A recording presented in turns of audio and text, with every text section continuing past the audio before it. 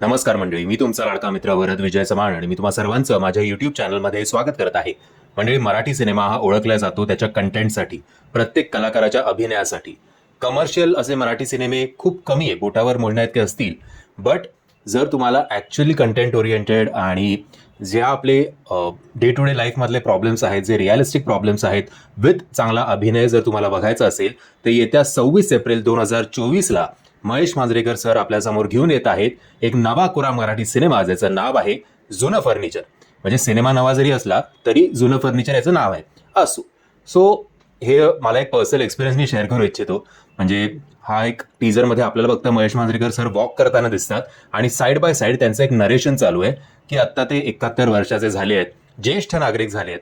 आता ज्येष्ठ नागरिक की बेस्ट नागरिक, लोकांना वाटतं की आता याचे जायचे दिवस आले आहेत, हा काही उपयोगाचा नाही आहे, तो बघ थेरडं, ते बघ म्हातार कसं वागतंय, एक्सेट्रा एक्सेट्रा.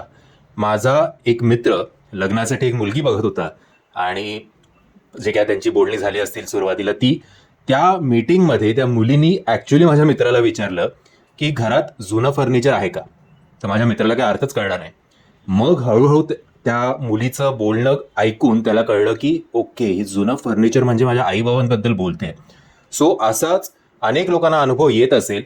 प्रत्येक मुलगी अशा असतात असं नाही बोलत आहे मी, बट स्वतःच्या आईबाबांच्या बाबतीत किंवा आजी आजोबांच्या बाबतीत किंवा नॉर्मली सुद्धा जर आपण एखाद्या वृद्ध माणसाला बघितलं तर आपली काय मेंटॅलिटी आहे त्याच्यावर भाष्य करणारा हा सिनेमा आहे. कथा आणि डिरेक्शन सुद्धा स्वतः महेश मांजरेकर सरांचा आहे. सो एक चांगला म्हणजे नटसम्राट टाईप एक सिनेमा आपल्या भेटीला येणार आहे. नटसम्राट सुद्धा जेव्हा रिलीज झाला होता त्यावेळेला त्याने आय थिंक 40 का 45 कोटी एवढे कमवले होते.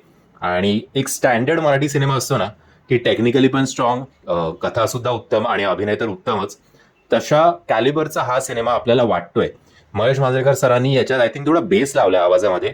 सो ते सुद्धा नरेशन ऐकायला खूप सुपर्ब वाटतं. आणि इन द एंड जे रागवून महेश मांजरेकर सर बोलतात की हे जे सगळे बोलतायत ना, ज्येष्ठ मटेरियल की वेस्ट मटेरियल एक्सेट्रा, हे बघ म्हातारं, हे बघ तेरडं, या सगळ्यांना मी चुकीचं सिद्ध करेन. I will prove them wrong. हे जेव्हा ते बोलतात ना तेव्हा खरंच काटा येतो अंगावर, नाही म्हटलं तरी. सो एक बघूया, अपेक्षा तर खूप उंचावली. आशा एवढीच आहे की या सिनेमाचा ट्रेलर सुद्धा तेवढाच ताकदीचा बनेल आणि सगळ्यात महत्त्वाचं म्हणजे प्रमोशन या सिनेमाचं चांगलं होईल. कारण आपल्याला एक गोष्ट विसरून चालणार नाही, 26 एप्रिल 2024 म्हणजे IPL जेव्हा स्वतःच्या पीकवर असेल तेव्हा हा सिनेमा रिलीज होणार आहे. आणि मराठी प्रेक्षकांना खास करून इव्हनिंग आणि नाईट शोजला IPLचे मॅचेस सोडून जर थिएटरपर्यंत खेचण्याची इच्छा या सिनेमाच्या बाबत झाली तर हा सिनेमा खूप चांगली कमाई करेल बॉक्स ऑफिसवर, असं म्हणायला काही हरकत नाही. So let's see, fingers crossed. जर तुम्ही टीजर बघितला नसेल तर त्याची लिंक मी तुम्हाला खाली डिस्क्रिप्शन बॉक्समध्ये देतोय. मी आशा करतो तुम्हाला हा व्हिडिओ आवडला असेल. जर तुम्हाला हा व्हिडिओ आवडला असेल तर प्लीज या व्हिडिओला लाईक, शेअर आणि चॅनलला सबस्क्राईब करायला विसरू नका. जय हिंद, जय महाराष्ट्र.